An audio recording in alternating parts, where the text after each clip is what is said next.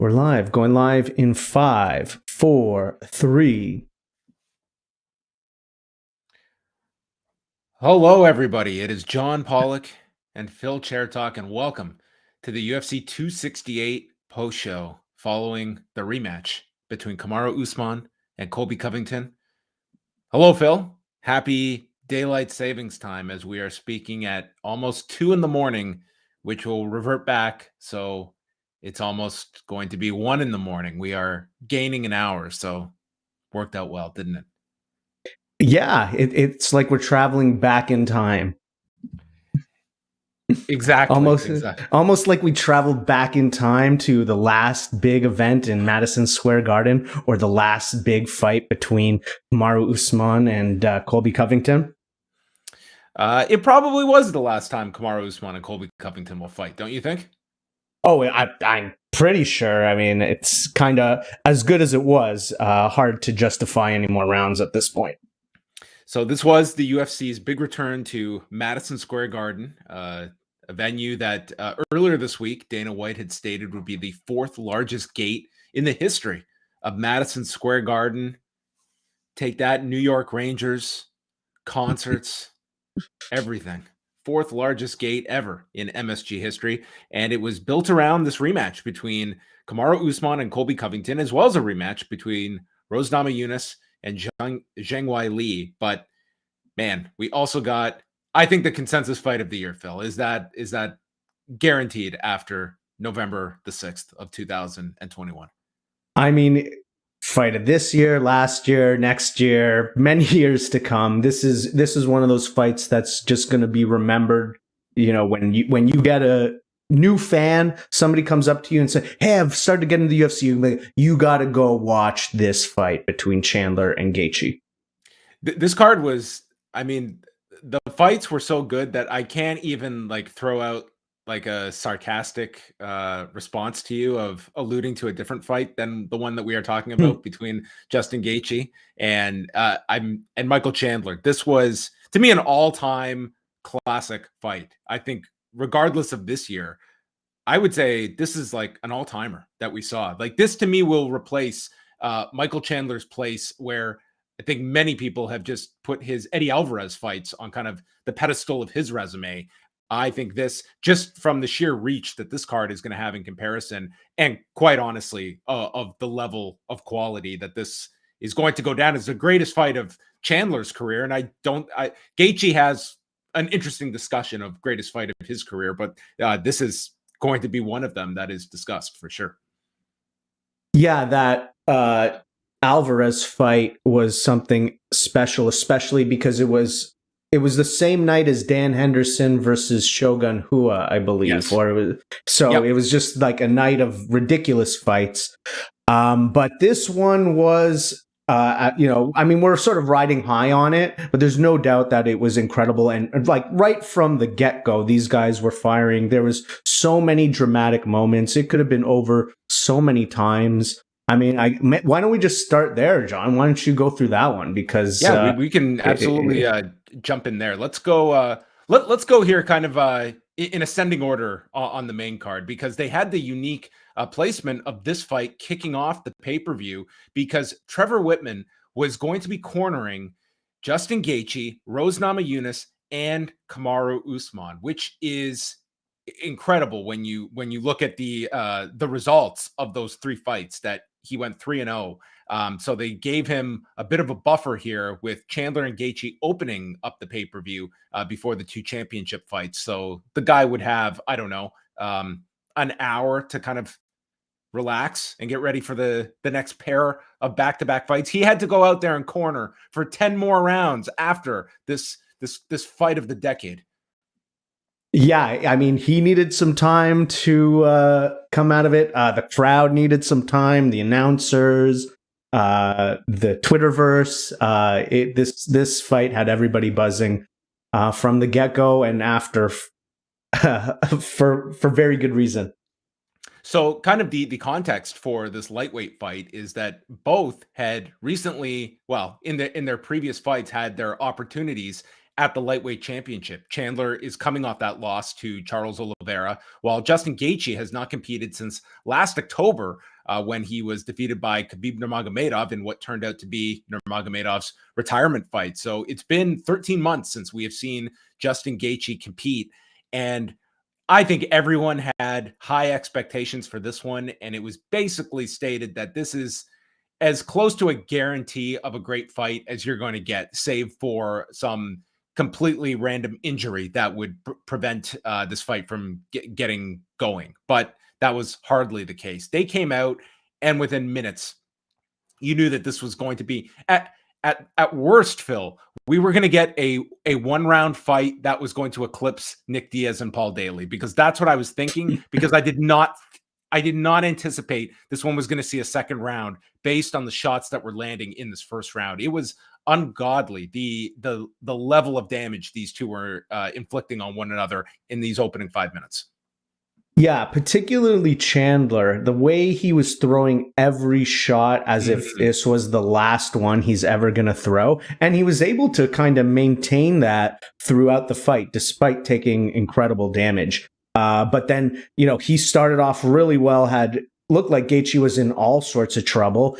Yeah. And then, of course, Gaethje came back. And I mean, I can't even imagine you would attempt to describe what happened in this round.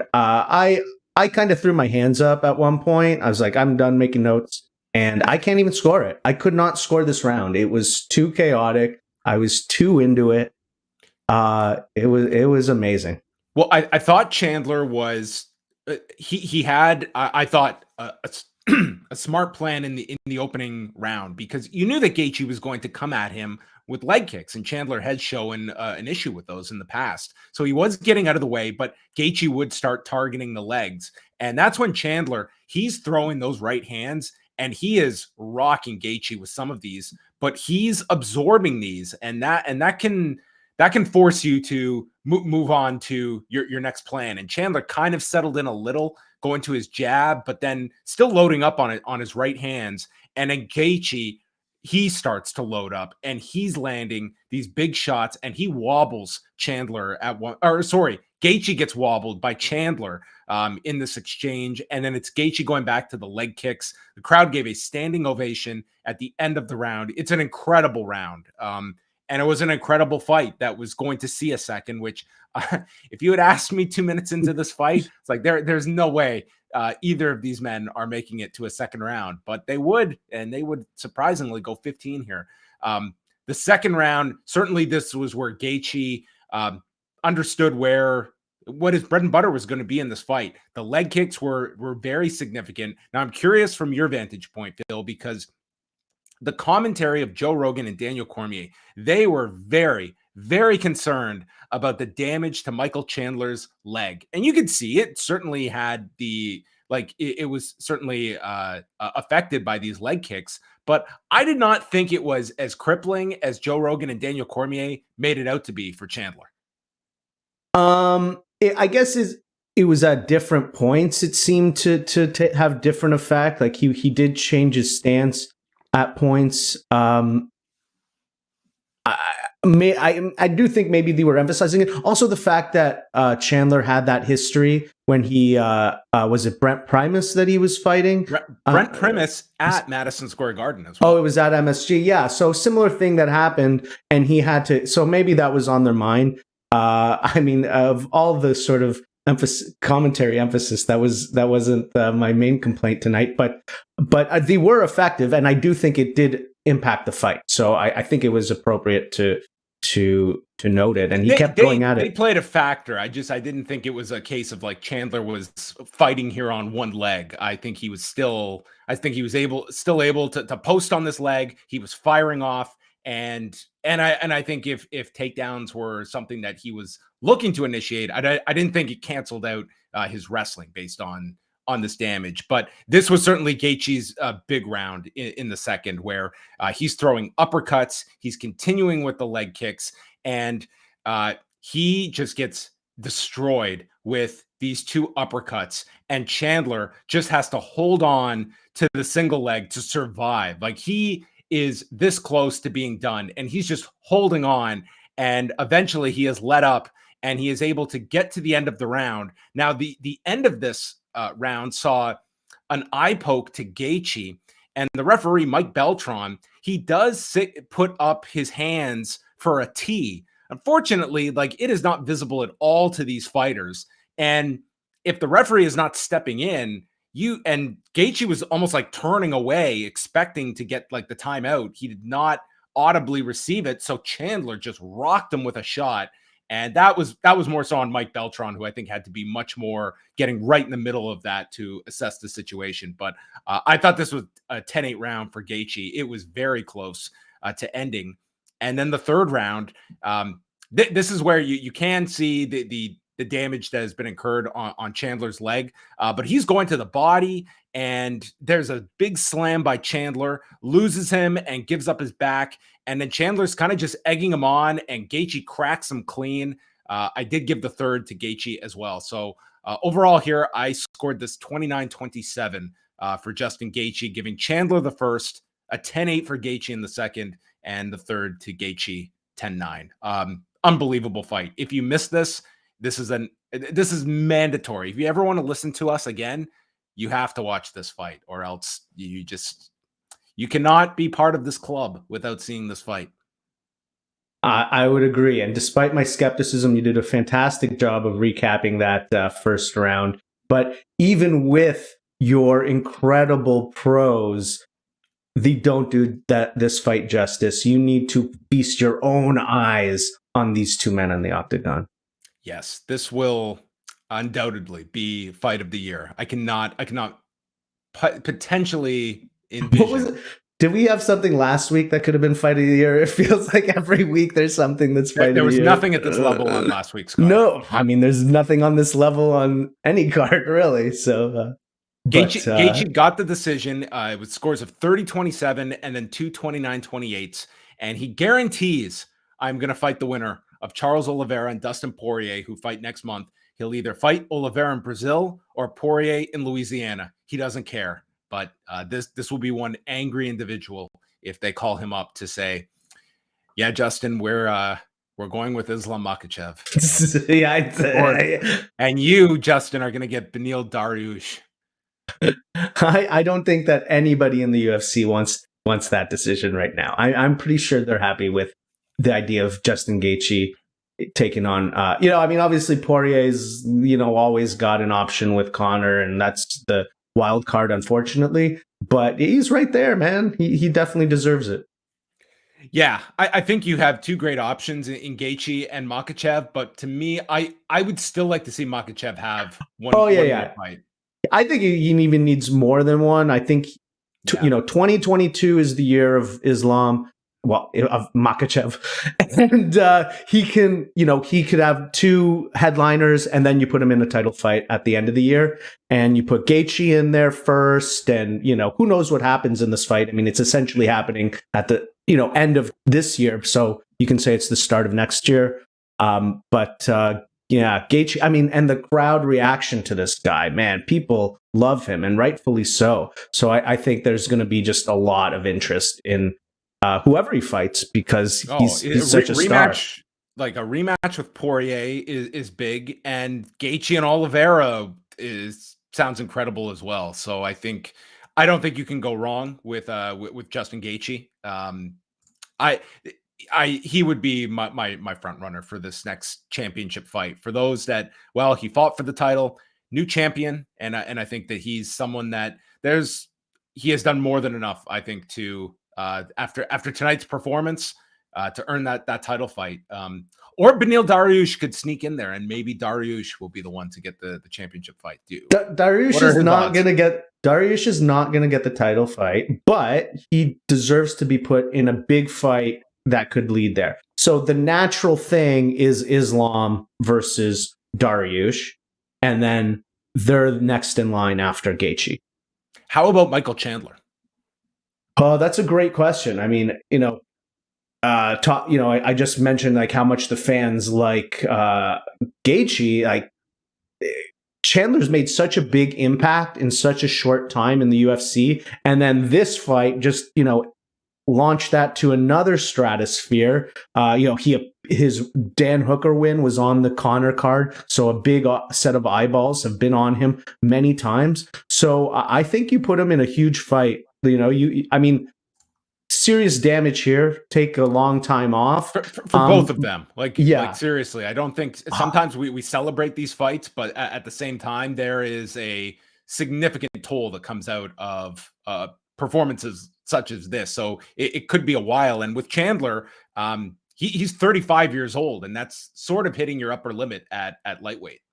Yeah, let me. I'm trying to just sort of scoop by the lightweight rankings here. Think about. I mean, below them is, well, Chandler was 5 coming into this, and below him, out of the contenders we just discussed, would be RDA, Tony Ferguson, Dan Hooker, Connor, Gregor Gillespie. That's kind of what you're getting into in the top 10 there. So with Chandler, it's kind of like you have your contenders of those top 4, but beneath Oliveira, and I would say Chandler is definitely out of that kind of championship picture now after 2 losses to 2 of the key guys. That, I think you're looking at someone below the top 5 now for Chandler, and Chandler probably finds him. I don't know actually if he will drop in the rankings here. Like he very well could stay there. It's not as though he's losing to someone beneath him.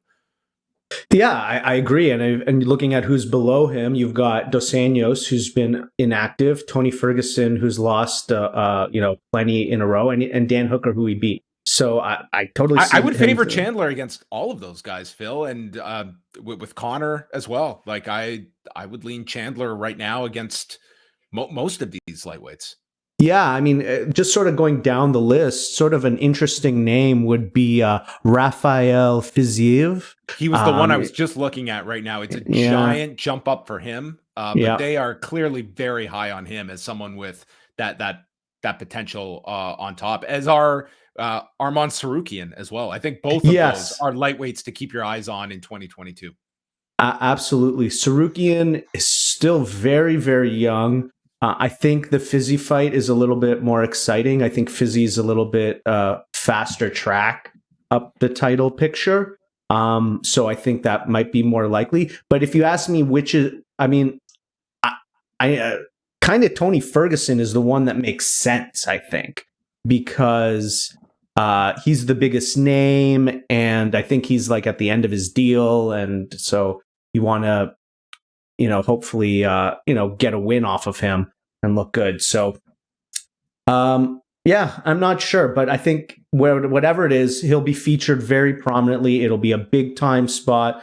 He'll probably be, co-main event of a big card or on a big, on a big pay-per-view card again. He is a very established name after these 3 fights and the level of fight that he just put out here with Justin Gaethje. Like I see him being in a very strong position, even if you look at him kind of outside of the championship picture.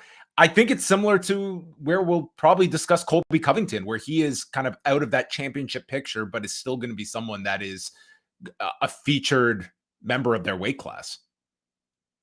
I mean, he's in that great spot now where it's not that wins don't matter because he wants to be a champion, but he's sort of established himself as one of the most exciting fighters in the division. And that goes a long way. I mean, you look at people like Cowboy, the Diaz brothers, Jorge Masvidal, just the interest in seeing you compete and be in exciting fights can carry you actually a lot further sometimes than wins can in the UFC. I've just gotten a second win because our clocks just reset. So I feel a lot more mentally alive at 1 a.m. than 2 a.m. So the 2 most unfortunate guys on this card were Shane Burgos and Billy Quarantillo, who had to follow one of the best fights, I'm going to say, I'm not even going to say fight of the decade, because what does that mean? That's like a fight of like this year, essentially.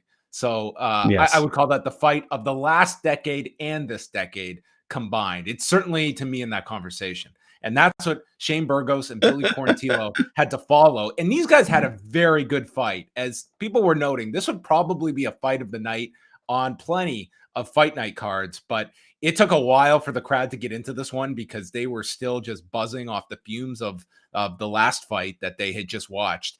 So Billy Quarantillo, he had a game plan of just coming out, and while Burgos is certainly the more seasoned striker, he is just the more refined striker. He was just going to get he was going to overwhelm Burgos with so much volume that he would not allow him to be able to find his timing, to get any kind of rhythm. And I thought that was his key to success in the first round. So I did give Quarantillo the first, but Burgos did put everything together as the fight continued. In the second round, Burgos increased his output by a significant margin. He was starting to land with leg kicks and elbows. And in the final minute, each are kind of just landing on one another. And Burgos nearly finishes Quarantillo, and it gets saved by the horn. Into the third we go, and Quarantillo is having issues with his foot, but he still manages a sweep. It's 33-8 in leg strikes at one point when the stats come up in the favor of Burgos. So that was a big difference maker. And they note that this is the most significant strikes in a UFC featherweight fight by the third round here. Quarantillo, he fought his ass off in this fight. He fought all the way until the buzzer. But I think the tide really did turn after the first round, and I had Shane Burgos ahead 29-28. But how did you think each performed? I thought, both performed in ways that were commendable. I actually gave Burgos all 3 rounds, even though the first one was close. And even the third one was pretty close. Quarantillo managed to stay in there despite being on one leg and being forced to switch stances. And he managed to, keep it close, make it grindy. But Burgos was just very technical in very tight spots and was ultimately able to land more and more cleaner shots. And I think those ended up adding up. One thing he did really well is maybe like 4 or 5 times he landed an inside leg kick as Billy Quarantillo was stepping in, and it led to him tripping or falling. And it was an incredibly effective technique. Separate from that as well is that there was a constant issue of fighters slipping on this mat throughout the night. It just seemed to be a constant. And I don't know if it had to do with any of the material on the canvas. Like when you put all those logos and stuff on there, like that does sometimes create that issue, but it's not something like those logos are always there. So I don't know what the issue was tonight, but it was pretty pronounced by the time we got to the main event. And there was a slip by Colby, and they were noting it. And you're starting to remember all the slips on this card. It was very bizarre. Yeah, I've heard actually fighters mention before, like the octagon will have different materials slightly depending on where they're located. I guess, they get it sourced and printed nearby. And so that could have an effect. So maybe that was a cause for all the slips. This was Burgos's first victory in about 2 years, because he was coming off of losses to Josh Emmett and Edson Barbosa, who knocked him out back in May. And he was very, very happy about this. He swore a storm with Joe Rogan here in the octagon afterward as he was basking in his victory. Marlon Chito Vera versus Frankie Edgar. Frankie Edgar recently turning 40 years old and coming off the most violent knockout of the year, in my estimation, at the hands, or I should say at the knee of Corey Sandhagen back in February. So Frankie Edgar showed up here, and I think everyone saw that if this was Frankie Edgar finding a way to win, it was going to have to be a very wrestling intensive fight. And in the opening round, he was able to get the takedown and fend off a guillotine attempt by Vera. But it was Edgar escaping and then getting on top and controlled Vera for the duration of the round. So he took round 1. In the second, Edgar gets another takedown almost right away, but Vera tries with the up kick. He scrambles, gets back up, and he drilled Edgar with a flying knee. And Edgar was briefly stunned. There was another knee in the final seconds. At the end, I think it was at the end of the second round, was it, where the two are trading words, and then Vera gives him the middle finger. And this is very uncharacteristic in a Frankie Edgar fight, but some heated words here exchanged.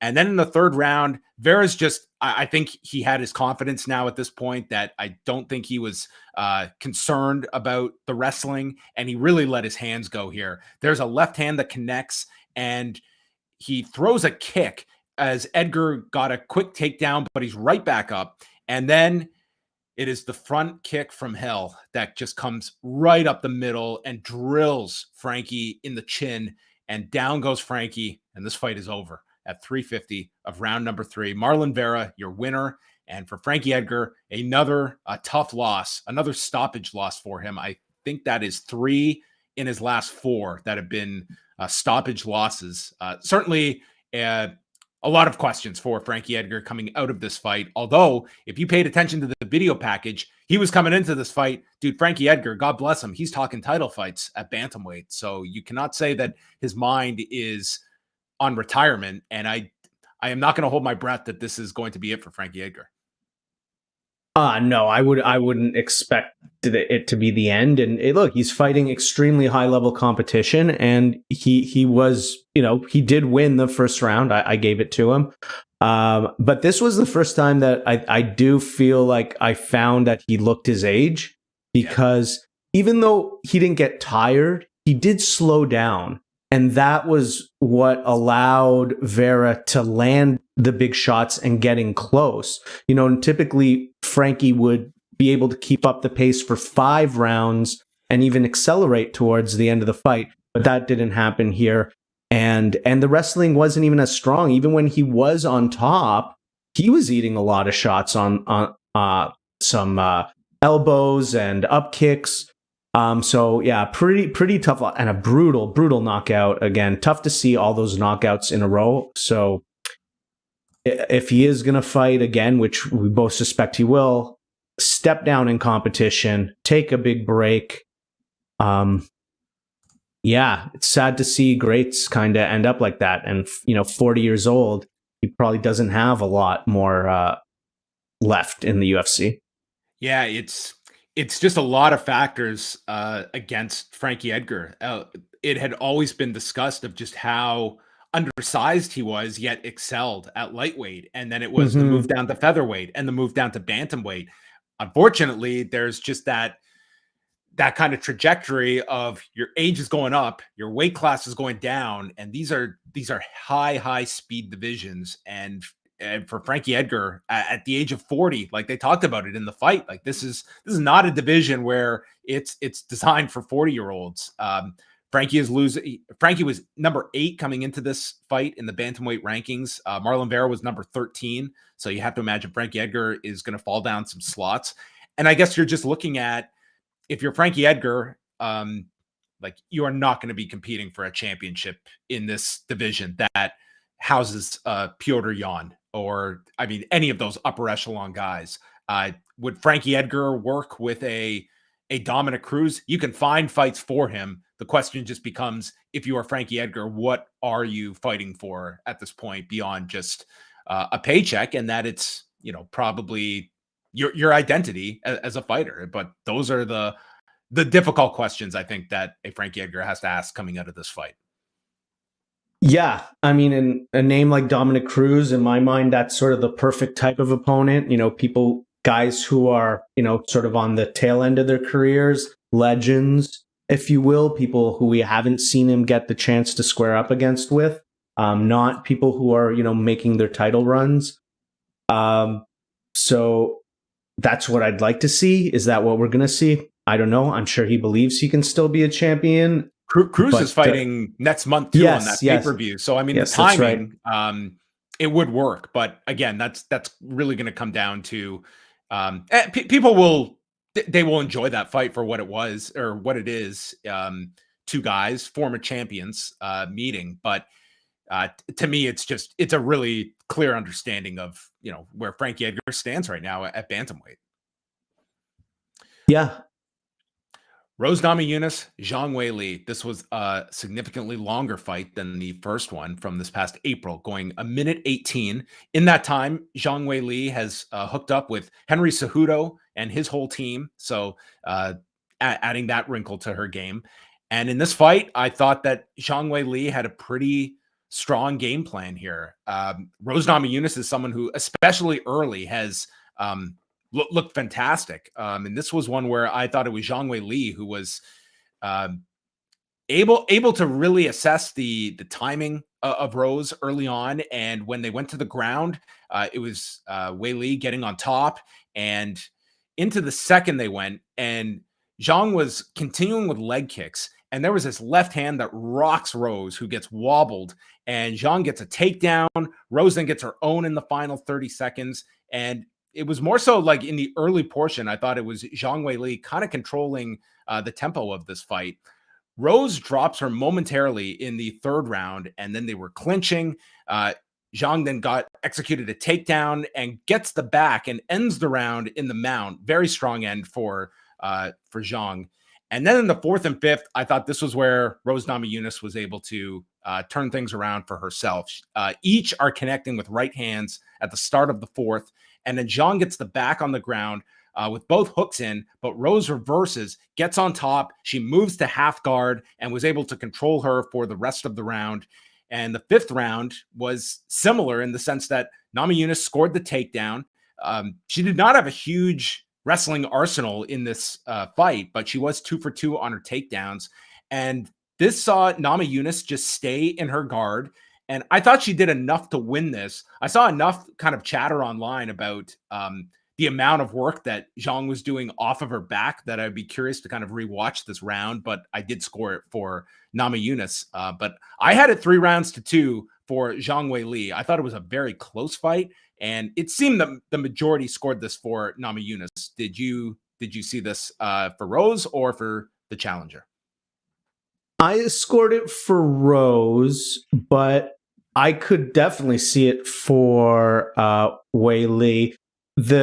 It was really the first and the second rounds were kind of the ones that I thought were the close ones to score, because I agreed that Weili did control well in the first round, but I found that Rose was the one who actually landed the better combos, and she was able to do more off of her back. There wasn't really any damage that Weili did in that round. And then in the second round, which I gave to Weili, she started. That was the one where she rocked Rose, and that was that was it. So factor. Even though Rose kind of won the round, there was the rock. So, and then the third round, I thought Rose won most of that round, but then Weili ended so strong. Yeah. So those first 3 rounds, they're very, very tight. And then 4 and 5 were the ones that were ultra clear. So I know some people were saying that the 49-46 was crazy,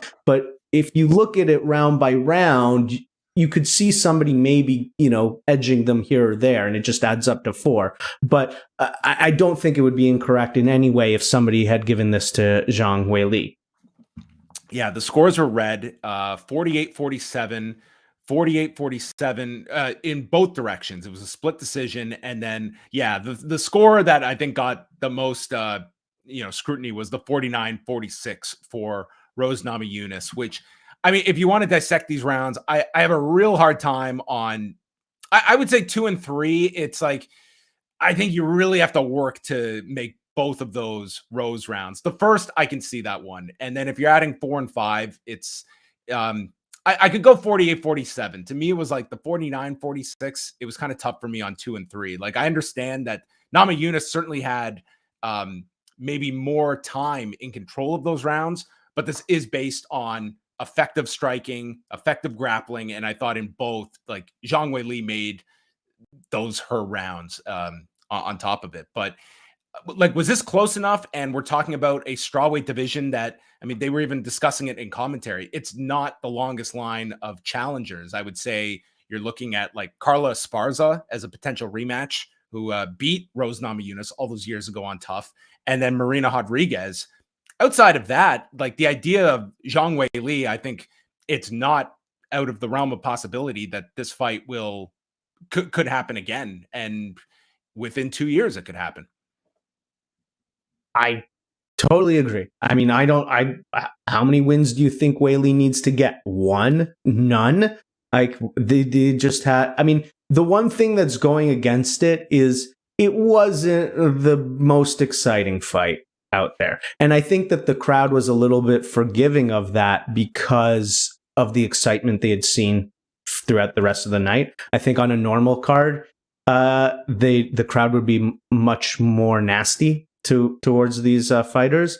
So I think that just the fact that it was kind of a lackluster fight might be the only thing that prevents us getting a rematch super soon. But yeah, it's not a deep division.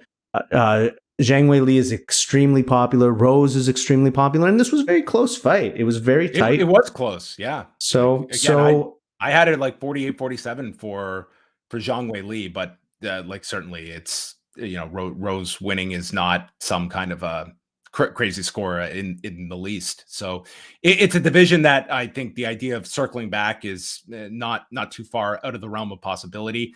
But looking at the options, does Carla Esparza stand out? Like, she does hold a win over Marina Rodriguez, and you do have an interesting story here of Esparza beating Rose to become the first strawweight champion back in, what was it, 2014? Yeah, I look, she deserves it. She's put in the work, whether that's what the UFC goes with. I mean, the nice thing was Rose said, she didn't seem to have any injuries and she wants to get back in there. So, you don't need, not every title fight needs to be the most exciting, incredible contest that you can put on. So I'm okay with it. The storyline of the previous fight, I don't know how much that plays into it because it's so long ago. They're so different now. Rose is so much better.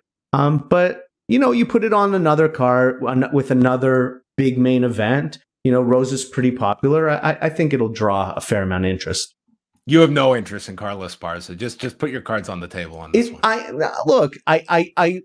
I wouldn't say I have no interest. It's like I don't have any more interest in Carla Esparza challenging for the title than some of these other women, other than the fact that I do respect the meritocracy to some degree and she deserves it. But are you asking me if you put that on as a main event, am I going to make sure I'm in front of my TV to see it? Yes.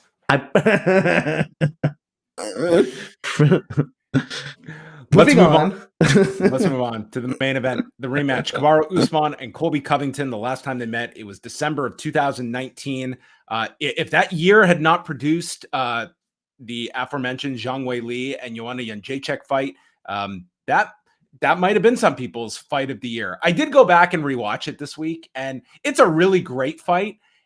It is not even in the stratosphere of like Chandler Gaethje, and rewatching it, like, and not even making it that comparison, but I watch it, it's like, it's a good fight, but it's like, I don't know if I would look back and if this had won fight of the year, I'd be like, okay, it was a good fight. It was even a great fight, but was it like an all-timer? I'm not going to go that far. Okay, well, I mean, you shouldn't be comparing it to Gaethje Chandler because you need to, step away, cool down that's from what I that mean, before that fight 2 years from now, you'll bring up and it'll be like, everyone's like, oh, that fight was incredible. And with Usman Covington, you go back and rewatch it. It was like, it was great on the night. It was a really good fight. I don't want to like downplay it. Yes, it is. It doesn't to me 2 years later. It's like, okay, it was a good fight. It helped that it was close. I think that I know what you're saying. I know what you're saying. Yes. Just the action on top of it. And look, there was a lot of heat on that fight. There was way more heat than there was on this fight. And so all those emotions had a big part in why that was, and the finish, all of it. So, well, this fight went through several twists and turns. We can break this up because the first 2 rounds, this felt like in the nearly 2 years since they last fought, that Usman has just lapped this guy in terms of evolution, because what was so key to Covington's strategy in the first fight was his conditioning, which is incredible, and his just relentlessness. He was in Usman's face that whole 25 minutes, just piling it on, and Usman responding in kind. In the first 2 rounds, this was Usman dictating everything. Covington was hardly giving him a whole lot to deal with. and it just seemed like Covington was just significantly more reserved. Although what we did see in the very beginning of the fight was Colby instantly shooting for the takedown, and Usman even getting a brief takedown, which was more takedown attempts than we saw at all in the previous fight. So interesting to see that aspect of things. The second round was highlighted by Usman dropping Colby twice, and had he had some more time, he might have been able to put Covington away. I did think this was a 10-8 round that they discussed later in the fight. And after 2 rounds, I was thinking like, wow, this is a significant gap. But Covington, whatever it was in that second round, he seemed to come out in the third, and he was taking a lot more risk, and that proved to be beneficial to him. He was starting to just throw his hands, and he was landing a fair amount on Usman. He continued to go for this takedown. It almost seemed like he just wants to, at the very least, he wants to walk away, maybe not with the championship, but take away that 100% takedown defense of Kamaru Usman. And it got into a big debate about whether he got a takedown or not, with Daniel Cormier ruling it a takedown. But the production truck told Daniel Cormier, wasn't a takedown, Olympian. Well, I mean, it's a takedown in wrestling is not the same as a takedown in MMA. They're different sports. There's different rules. I didn't disagree with the truck, by the way, but Daniel Cormier was. I mean, look, yeah. I mean, I'm not arguing with Olympian, former UFC champion of 2 divisions, Daniel Cormier, but for all my years of, or at least I guess recent understanding since they modified the rules, you have to establish control. There was no establishing of control. So, yeah. So up until this point, the third, I still gave the third to Usman, but this was certainly the closest. And then in the fourth, I thought this was certainly Covington's round. He was just landing the better strikes. He was kind of drawing Usman into just letting his hands go, and was creating openings for himself. And ended the round big as well with several left hands. So, you had the commentary all over the place on what the scoring could be. It's 9 times out of 10, it's going to be, well, it could be even going into this last round. I did not think it was even going into the final round, but maybe some thought it was. And the crowd is like chanting for Covington at this point. Usman just stuns him with a jab, but then Colby would use like this looping left uppercut combo, and the uppercut was his best weapon of this fight, and primarily the last 3 rounds, which is when he was able to use it the most. There was an eye poke to Covington right near the end, and there's this moment where Dan Miragliotta, the camera's on him, so it's picking up everything he's speaking about to Covington, and he said, "You've got 40 seconds left, so I just don't want you to make some mistake." And he goes to say, just don't say, "Oh, I shouldn't tell you what not to say." And obviously what he was going to tell Covington was, don't tell the doctor you can't see, because then they'll wave off the fight. That's like the universal code. But Miragliotta here, just like the camera's right on him, picking up all of this as he's giving advice, or catching himself giving advice to Covington. Anyway, it didn't really matter. There's 40 seconds to go. I thought Usman did enough to win the 5th, but Covington turned this into a much more entertaining fight based on his output in the final 3 rounds. And Usman wins by unanimous decision, 49-46, 48-47, 48-47. And my card was 49-45. I had Usman winning all but the 4th round, and I did go 10-8 in round 2. Did you see it closer? I did see it closer. I had it 2 rounds to 2 going into the 5th, but I had the round 2 being a 10-8. So I can certainly see 3 and 4 for Covington. 3 was close. I thought Usman edged him. The 4th I definitely saw as Covington's. Yeah, and then even the 5th was very close. Yep. I was really thinking that we could get a draw potential, at least on one card. But ultimately, Usman won 3 rounds, even if he got, because I did give him the 3rd beat, just because he had slightly sharper shots in that one, I found. Although, happy to be wrong. I was so wrong. I mean, we talked about this a few times. I thought that there was not going to be wrestling in this fight, at least not from Colby. I didn't think he'd be able to wrestle effectively, and it wouldn't help his output, but he did, and it was very useful for him. He was actually the more effective wrestler in this fight, and that was a pretty big surprise.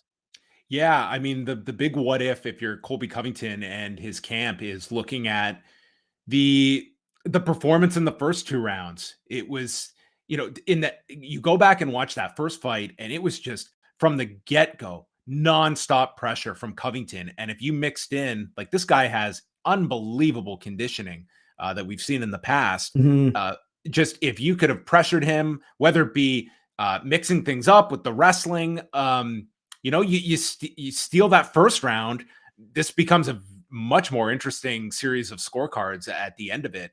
I just think those 2 rounds ultimately just, you bank those 2 rounds for Usman, especially with a 10-8, and that kind of just set the pace. But for the final 3 rounds, it was a different Covington.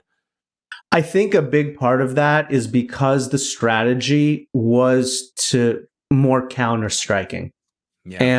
And Usman was very good early with the straight shots and being precise, and it took a while for Colby to find a rhythm to catch him with. And then, as we saw in 3 and 4, not only did he catch him, but he hurt him. There was more than 2 or 3 times where he staggered him, and as you mentioned, he kind of wobbled him at the end of the 4th round, right? So I think it was the timing and just being patient, and credit to Colby Covington, because he was in some deep trouble in this second round. Like, it was close to he was close to getting put out of there.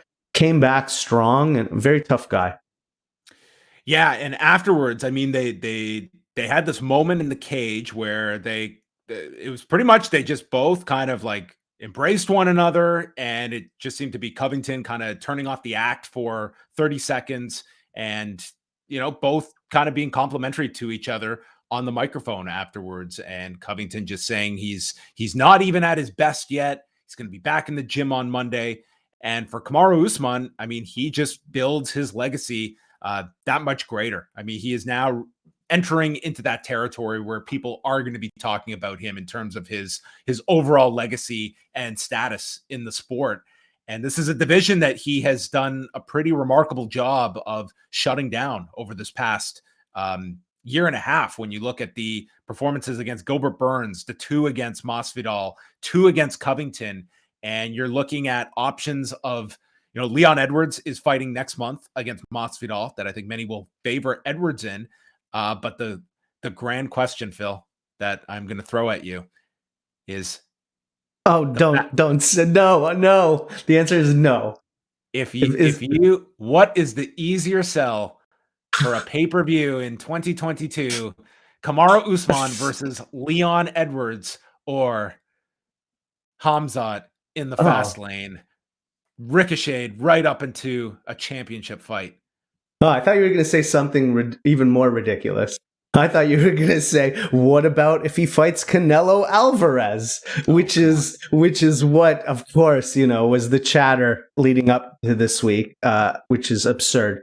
No, Khamzat. No, it's Leon Edwards. Like, Khamzat, he's somebody who could be a hot shot. Leon Edwards is in the position where the UFC will only make that fight if they are literally kicking and screaming to just put together a championship fight, and they have no other option. Like, I could see them going with Vicente Luque was actually the backup fighter for this, and missed weight for the backup slot, which is interesting. I don't know if you hold that as like a strike against the guy or not, but nonetheless, he was there in New York to weigh in, and he did not make the I think it was like 172.2. But that's what we're looking at welterweight. I think it's like Leon Edwards is probably your front runner unless Masvidal beats him next month. And then I think there's going to be tremendous. I definitely want to see Khamzat in one more, if not 2 more significant fights before he is, for his sake, before he is thrown against a guy like Kamaru Usman. We have not seen Khamzat against a high-level wrestler, and to put him in with Kamaru Usman it's I don't know. I could certainly though see from a marketing standpoint of just Dana White just losing his mind looking at a 30-second commercial of highlights of this guy to sell a pay-per-view. Yeah, I'm not. No, I think you put him in there with other fights first. I think Islam is much further along into getting a title shot quicker than Khamzat is. Khamzat looks great, but he needs some more fights. And Leon Edwards, I don't think they're that averse to him. I mean, yes, they want big draws in there, and isn't exactly it. But he was just in a fight with Nate Diaz. It was a high-profile fight. He won. And this fight with Masvidal is not in the UFC's record books. Nate finished him in the third round. And look, the Masvidal fight is a high-profile fight, right? It's got the whole three-piece and soda, so he is being featured there. It's not like the UFC isn't giving him a chance, and they want to go back to England. You know that they want to do that, so it could make sense. I think he will get the title shot if he gets the W. And then, the rest of the division, they can sort it out. Khamzat can beat a bunch of guys. Wonderboy. Khamzat versus Wonderboy. I like that one. That's a good fight. I like that fight for Khamzat next, actually. It's going to be interesting because I think that there's a whole lot of steam behind him and a lot of killers in this division that you are putting him up against. Well, that's the other. It just feels like there's more meat in this division around the edges that you can give to Khamzat, whereas someone like Islam, he's just further along against those top guys. So Islam's going to get a title shot next year. Khamzat, it's going to be the following year. Can you see a lot of people are going, well, okay, I'll just put this out there. Win or lose next month. Could you see Colby Covington and Jorge Masvidal being a fight for 2022? Oh, it has to be. It has to be. Because those are the kinds of fights that I see Colby Covington getting now. Fights that you can headline or put second from the top that are not going to be championship fights, but are going to be Covington in featured like attraction style fights, and Masvidal would be the number one pick at this weight class for that kind of a fight. Oh, absolutely. I mean, there's just so much built in there. It makes perfect sense. I mean, look, not to rush the gun because I just, not to contradict myself, but maybe not right away, but Khamzat is a good opponent for Colby, right? That makes so much sense. So that'll answer the wrestling question of how Khamzat does against a high level wrestler for sure. Yeah. I guess that's the risk in this matchmaking though, is that, okay, if Colby comes out and just puts this guy on his back for 3 rounds and takes a decision, what have you done to your division?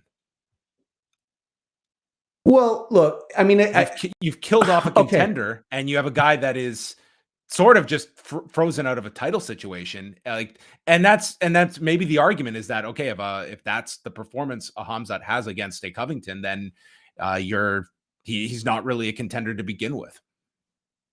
Yeah, look, you have to build these guys up somehow. You have to put them on TV where they have to win fights. And then sometimes you can maybe skip 1 or 2, but the guys do have to win. And look, Khamzat's been off for so long, and he just got in there and he barely fought. So he's got plenty of octagon time to show. And even if he loses, it's not the end of the world. It just means he's not this undefeated, unstoppable force.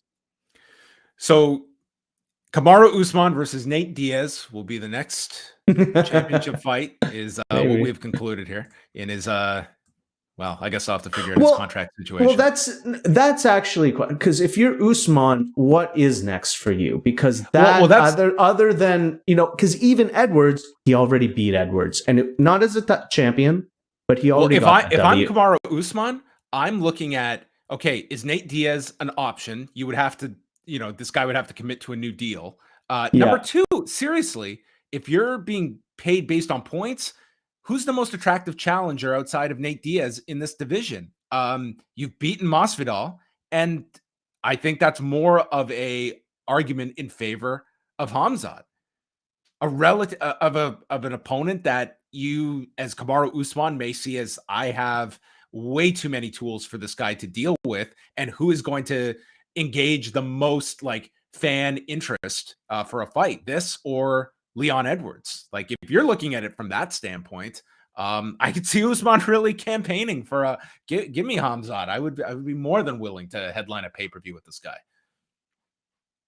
I think you're overselling Hamzat right now and underselling Edwards right now. Maybe in a year the trajectories are a little bit different, and Hamzat I think if you went to the Discord right now, put out a poll. Okay, who would you rather see fight for the championship? I think you'd be surprised at how many. Do you know how much buzz there was on Hamzat this past week? Like, I am hardly alone of the people that are. And listen, this is not me saying I would be campaigning for this title fight for Hamzat. I'm just saying that we should be looking at the UFC's history of matchmaking and not throwing out the possibility of them just skyrocketing this guy while he's hot.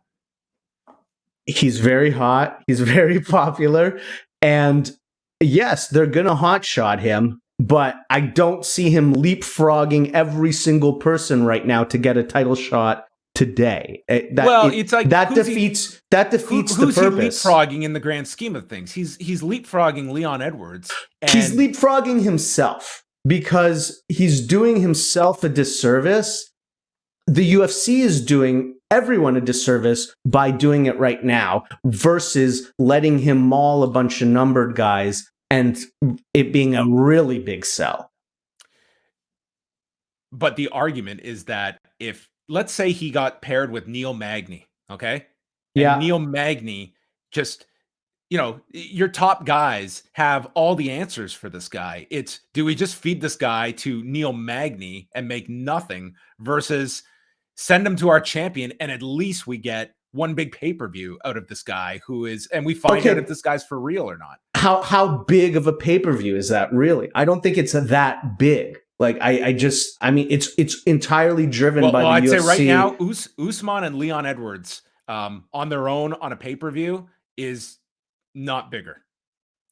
Fair, but I just don't see it as being like a big difference. It's just however the UFC sells it. Yeah, maybe you can sell Hamzat a little bit better, but it's not like he has a built-in audience. So poor Neil Magny.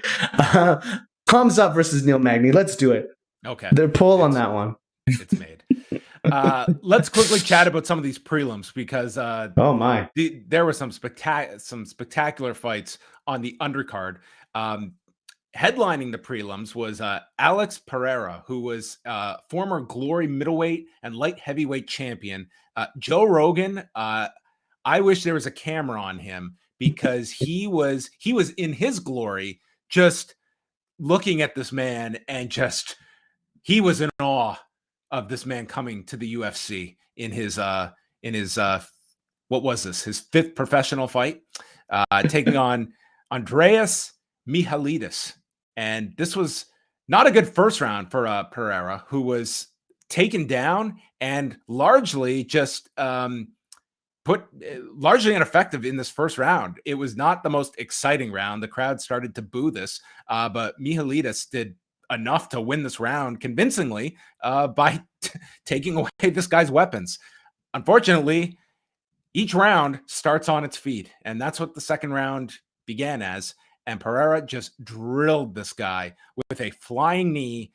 It was so hard that every single person in this arena left on Saturday night completely forgetting the first round and just looking at Alex Pereira as the next killer at 185 pounds. What is going in his favor is the fact that while as a kickboxer, he beat Israel Adesanya not once but twice, including by knockout. What is against him, though, he is 34. And as I mentioned, he is now 4-1 as a professional in MMA since making the switch over. But Phil, I will say, in this middleweight division, going back to our Hamzat debate, this guy will get fast-tracked if he can just put a handful of wins together.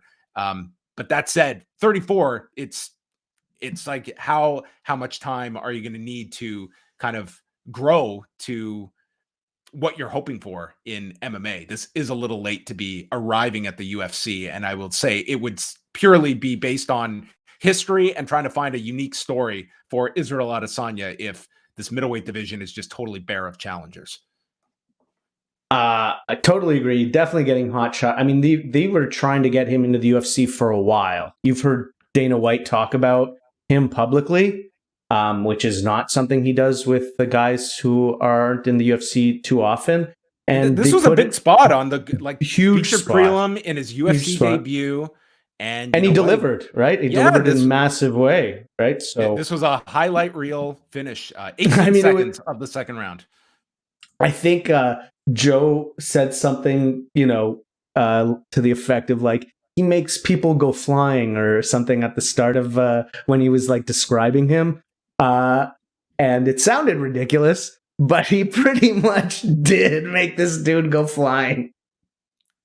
He used the word ferocious and monster many, many times in the description of Alex Pereira. But I mean, he's going to be a middleweight that people are going to be engaged in just because of everyone sees what the potential road is. And he is going to, I think, get a lot more.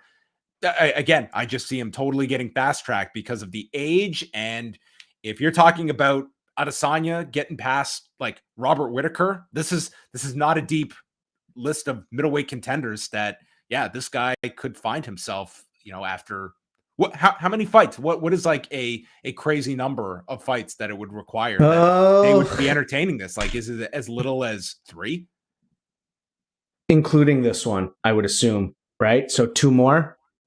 Yeah, like I personally, just on paper, I think this is like crazy. But I think there's a story there, and if you don't have anyone, like lean on that. There's some fights. There's some people he can put him against. So you had that Luke Rockhold Sean Strickland fight fall apart. So I think you can put him in there with Strickland. Darren Till's a really good choice, right? I actually think that's probably what they do next. You're at least going to find out where this guy stands. If you're going from Andreas Mihalidis to Darren Till, you're going to find out real quick where this guy stands at middleweight. And maybe you just have to figure that out now. Well, I think the idea is that would just essentially be a kickboxing bout, right? Like, I mean, if Darren Till's smart, he'll try to take him down. I think like this is somebody that you go in there with like a heavy or just a semi-competent wrestler. This first round showed like that it's going to be a problem for him. I agree. I do agree. Is Darren Till a semi-competent wrestler? He's not going to be, so maybe that is good matchmaking. Bobby Green and Ragin Al Iaquinta. Bobby Green had 10 straight decisions coming into this fight, and Phil, the streak is over.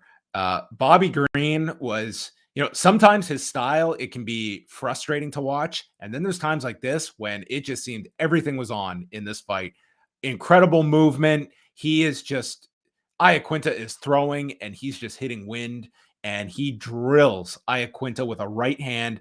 Iaquinta goes down and Green follows up with strikes for the finish. 2:25 of the first round, his first stoppage win since beating James Krause in November of 2013. The James Krause? The James Krause. Wow.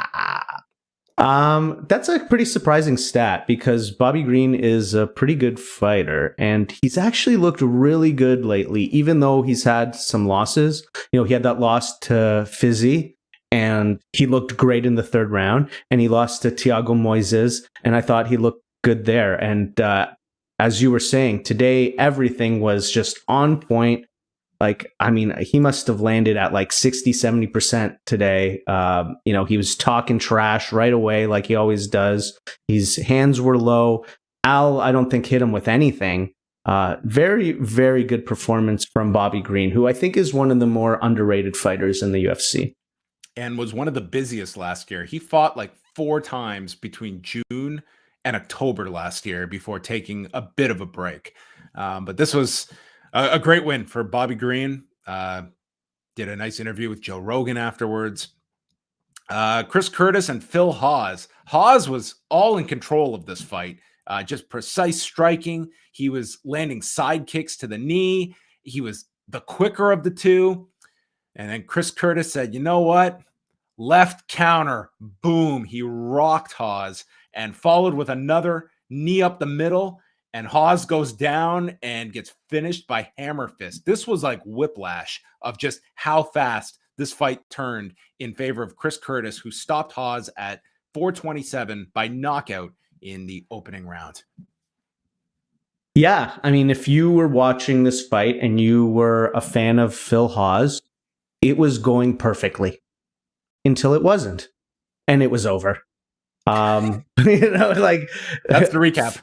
Yeah, look, Phil Hawes looked incredible in this fight for so much of it, and then he took a shot and couldn't recover. There's not much more to say other than I do want to see him back in there because it was impressive. And Chris Curtis, he got away with one, if you ask me. I mean, this guy has been fighting since 2009. He had his time in the PFL, and here he goes into the UFC with his win here over Phil Hawes. Nasruddin Imavov versus Edmund Shabazian. Shabazian, a highly touted prospect, then got, this is kind of going into our discussion. Like, he was someone that they saw a lot of potential in, and then he got thrown into a big fight with Derek Brunson. And kind of once you're into the deeper end of the pool at middleweight, you're kind of there. And he lost to Brunson. Then he had a decision loss to Jack Hermanson. And during this camp, they were noting that he did go to AKA for some help on his wrestling. And in the first round here, Shabazian is able to escape several guillotine attempts by Imavov. There was also a eye poke here. It was Imavov's round.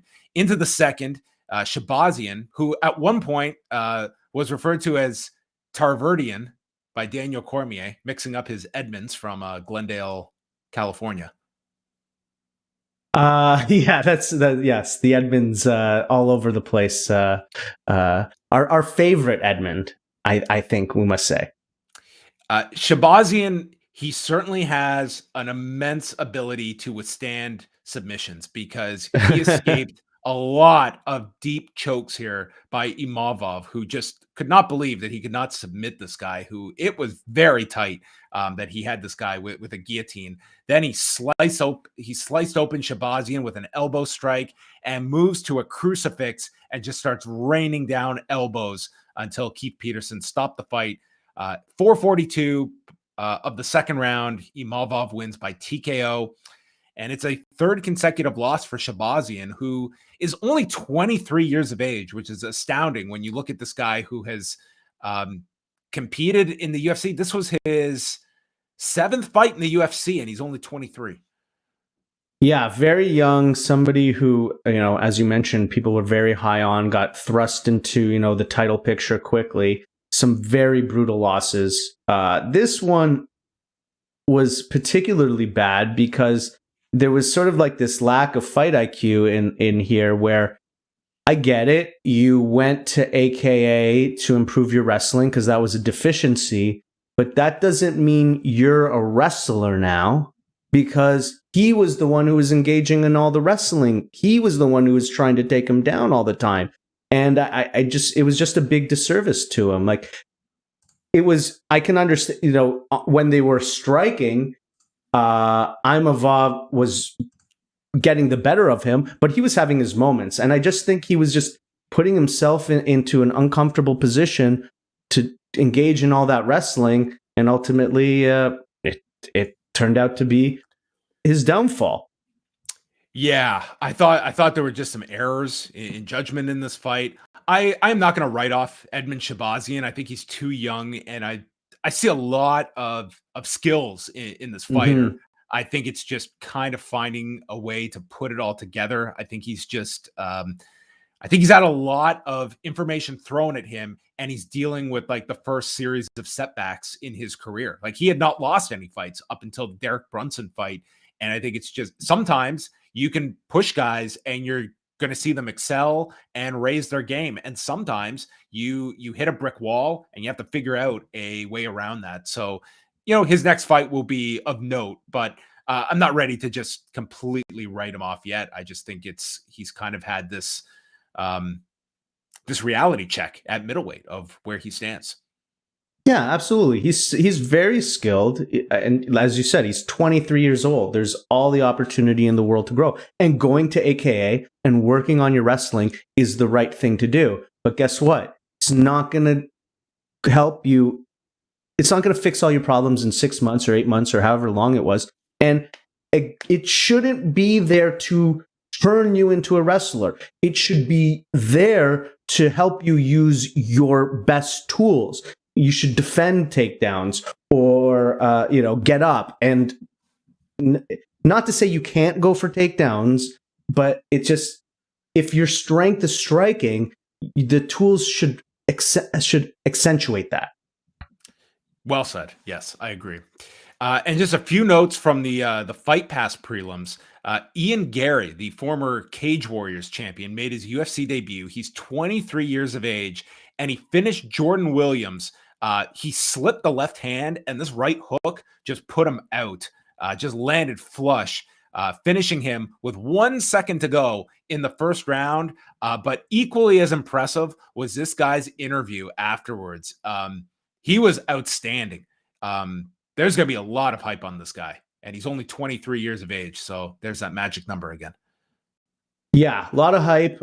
He did get hit quite a few times early in this round, but by the time he was able to create some time for himself, he used his size and his frame really well in sort of the grappling exchanges against the cage, and I think that sort of allowed him to reset. And then just an incredibly timed slip and counter shot, speaks in a way that's very engaging, and it's a style that's very exciting. So I definitely think that there's going to be a lot of attention thrust upon him.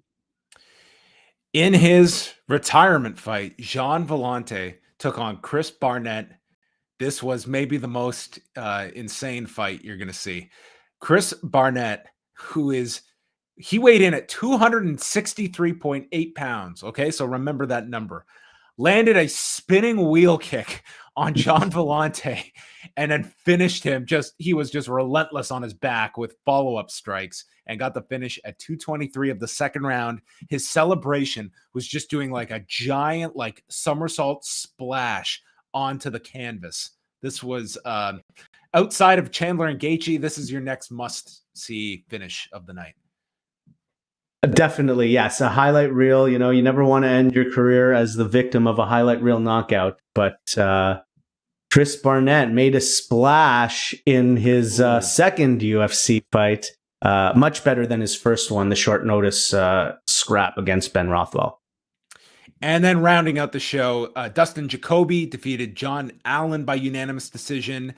Melsik Bagdasarian defeated Bruno Souza by unanimous decision. Souza had missed weight by several pounds. He was 148.4 pounds for the featherweight fight. And the opener saw Ode Osborne beat CJ Vergara, who also missed weight for the flyweight fight. Osborne winning on straight scores of 29-28. And that was UFC 268. A pretty solid card, I would say, Phil, including the fight of the past 11 years. Yes, a really good card. I mean, going into the main card and then that first fight was incredible. And then even the follow-up, the Shane Burgos fight was really good. That was a really great fight that no one's going to talk about, but they had a very good fight. And then, the other fights, the Usman Covington fight was very good. It wasn't as good as the first fight, but it was still, extremely high level, and Covington showed a lot of heart and made it pretty dramatic in there. And, the Zhang Weili Rose Namajunas fight, while it wasn't the most exciting, high-level champions, technical, there was more than enough good stuff on this card, and I think anybody who paid for it felt like they got their money's worth. I think you got your money's worth with the first fight of the pay-per-view. Everything else is bonus. Speaking of bonuses, Phil, I'm going to put you on the hot seat. What tough fight of the night? What gut fight in the night? It was Gaethje Chandler. Come on. Come on. If I'll ever guess there the was a others. time to break the $50,000 scale, it was for this fight. Gaethje and Chandler got $50,000 bonuses for fight of the night, and I guess they felt generous because they gave 4 performance of the night bonuses. Vera, Pereira. Oh, were you guessing or were you reading? I'm guessing. Oh, okay, because those were the first 2 listed here. Were okay, Marlon so Vera, Alex Pereira, and then I'm gonna guess. Throw out your guesses for the other 2. Ian Gary and Chris Barnett. Chris Barnett, yes. Instead of Ian Gary, it was Bobby. You gave Green. it to Kurt. Oh, okay, that's fine. Bobby Green can use the cash.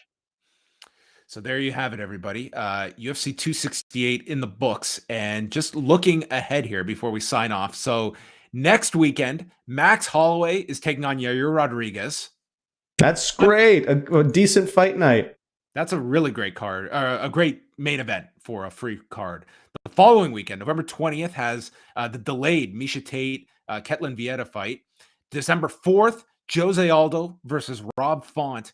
And then UFC 269. This card, when they showed it on this screen tonight. So Charles Oliveira and Dustin Poirier is your main event for the lightweight championship. Amanda Nunes defends the bantamweight title against Juliana Pena.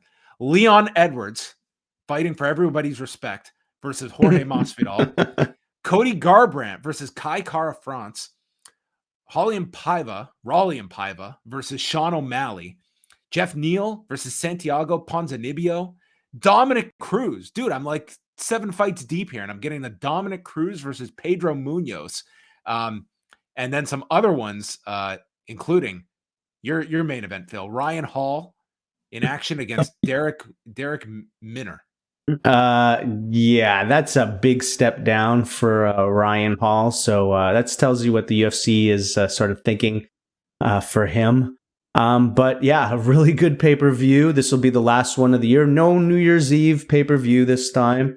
No, they finish with this one. They have a fight night card December 18th, but then they're not back on pay-per-view till 270 on January 22nd. That has Francis Ngannou and Cyril Gane. Well, that's pretty exciting. I mean, now we can finally settle. If ever there was a chance for me to get my most desired headline for one of Eric Marcotte's reports, gone in 60 seconds, it's this fight that Francis Ngannou could produce this. I think that Mr. Eric believes that Gane is going to be the winner. I could see Gane winning this fight. That's a very good heavyweight title fight. Yeah, it's either is Gane going to get touched by Ngannou, or is he going to be able to be technical, stay on the outside, and beat him with technique. And that has the rematch between Brandon Moreno and Davison Figueiredo as we're getting ahead of ourselves to January. Yeah, pretty good. I mean, I'm still a little bit, after the last fight was so dominating, I'm a little bit unsure. But, the first one was really exciting, and it's not like there's a ton of options there in the division. So I'm cool with it. All right, everybody. Well, there you go. That is our whole report on UFC 268. Phil, I want to thank you very much. It's now the old 3 a.m. So it's only 2 a.m. now. Well, I feel like I can go another hour. I can't. So we're going to sign off and say goodbye to everybody. But thank you so much for tuning in live. We are here after every UFC pay-per-view. So subscribe to the channel, youtube.com/postwrestling. Tell Phil what a great job he does for not just the pay-per-views, but every single fight night card, manning the Discord. He's a champion here at Post Wrestling. Well, thank you, John. It was actually very popular in the Discord today. We had a ton of people stopping in for the fights, and really need to give more of a shout out to Mr. Eric Marcotte, because Mr. Eric Marcotte is doing actually much more of the managing of the Discord on the fight nights, always putting up the fight polls. So thank you to Eric, and everybody else who comes in and joins and shares your thoughts and musings and lets us know how much you dislike Joe Rogan. You're all welcome. Thank you. Come. And if you do like Joe Rogan, you're welcome too. Come. You're all welcome. Hey, last thing. Did you get to watch any of the Canelo Caleb Plant fight? No, because it was on. So they did not avoid each other this time around. So I didn't realize last week but this one was not on DAZN. So when I was co-watching during the show, it was on DAZN, which I already order, so I didn't have to pay any extra. So this was on pay-per-view, and I couldn't watch it live, so I didn't buy it. But I'm gonna watch it later. I know what happened. Canelo got the KO in the 11th, and looking forward to seeing how it went down. All right. Well, thank you as always, Phil. That is it for us. Thank you for listening and watching our UFC 268 post show.